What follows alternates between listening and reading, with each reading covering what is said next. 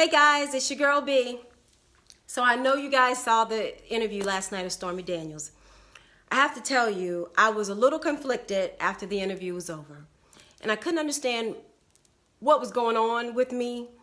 And then I realized this morning that I am fighting against my alter ego. So I have really mixed feelings. My alter ego, I call her Petty Prissy.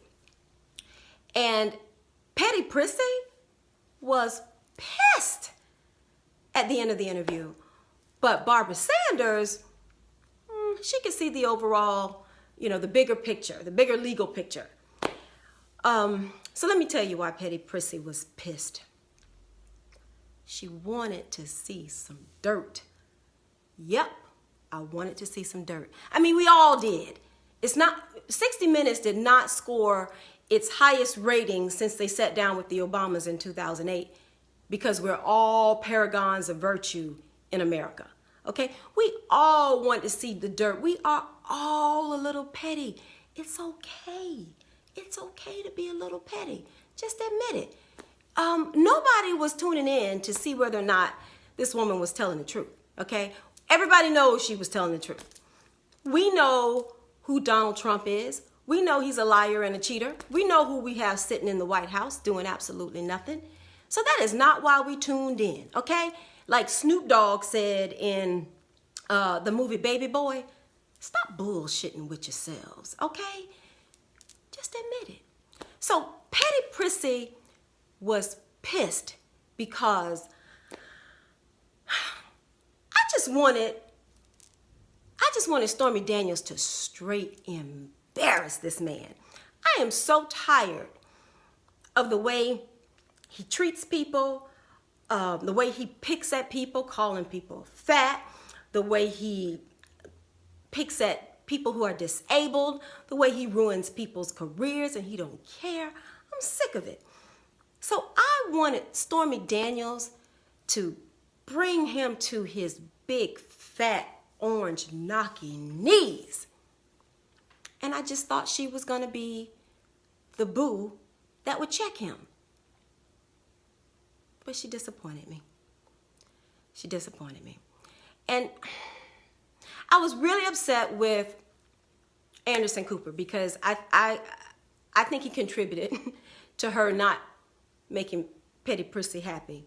He didn't ask the right questions. He didn't, he started out okay with the, magazine spanking image.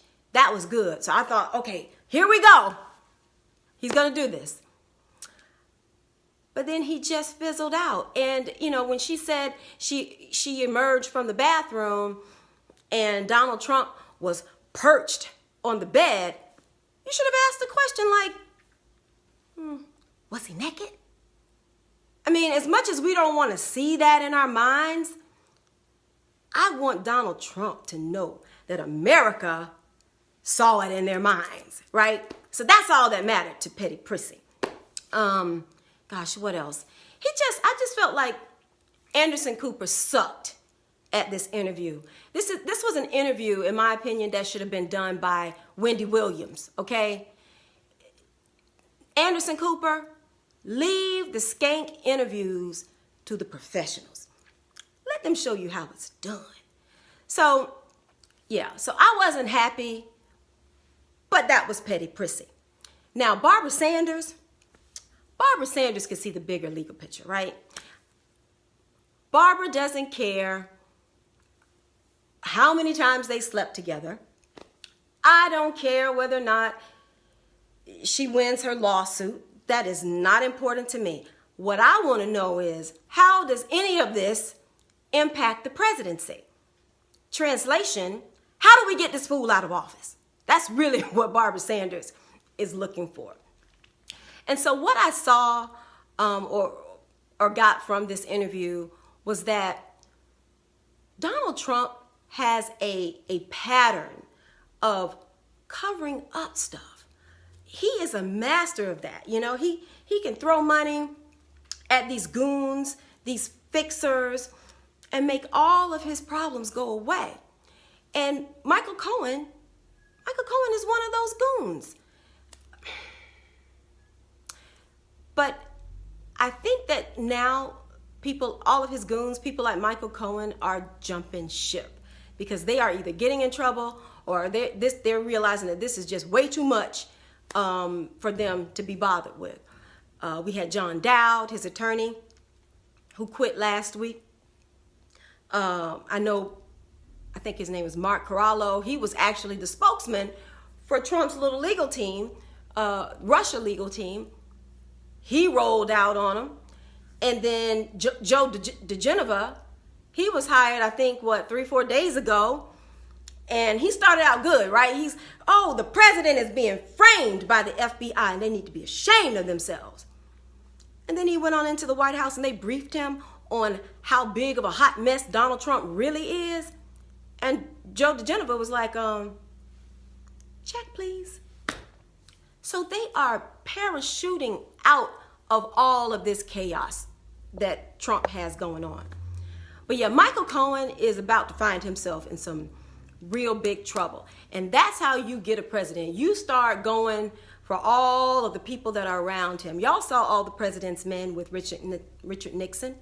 Everybody had to fall before they got to the president, and that's what's happening.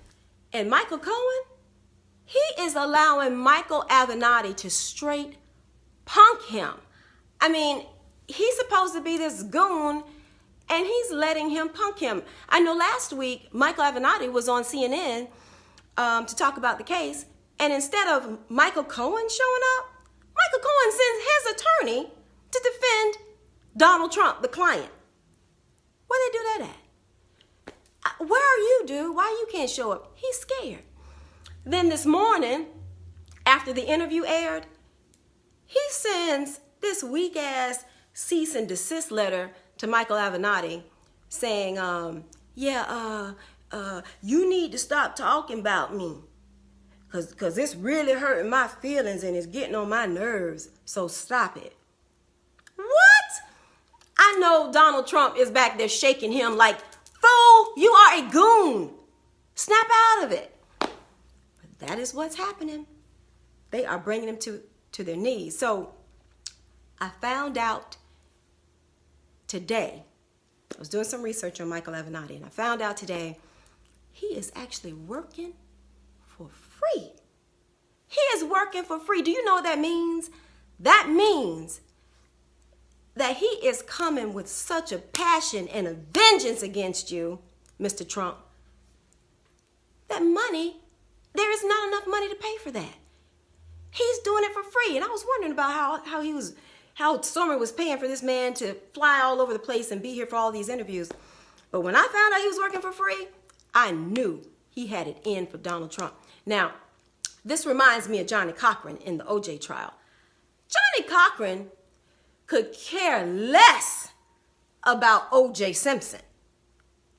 Johnny was fighting the LAPD, and that's what Michael Avenatti's doing. He's fighting Donald Trump. Stormy Daniels is just a means to an end. So he is coming for you, Mr. Trump. He's already sent a letter over telling you, save all your documents about this $130,000. Don't preserve all of that because I'm getting ready to subpoena all of that. We're going to find out who actually paid that money. He is about to depose the president of the United States.